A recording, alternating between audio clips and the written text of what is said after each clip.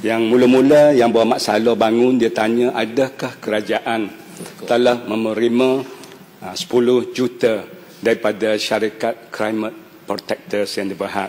Saya akan memberi jawapan merujuk pada perjanjian yang diberi oleh Datuk LA berdasar pada faktor.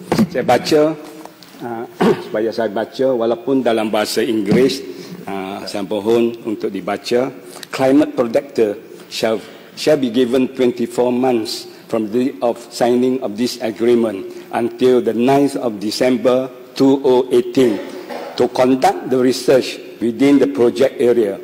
During the first year of research, Climate Protector shall pay to the state government an amount equivalent to 5 million on or before the 8th of January 2018.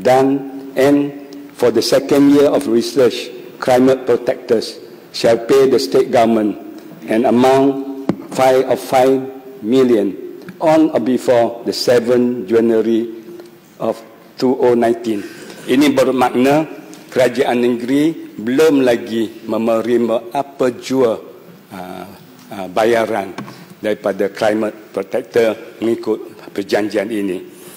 Saya masih ingat minggu lepas masa yang Muhammad Saloh membuat press statement tentang program ini, dia ada sebut dan semua yang dengar bahawa kerajaan negeri Kelantan mengutip duit haram.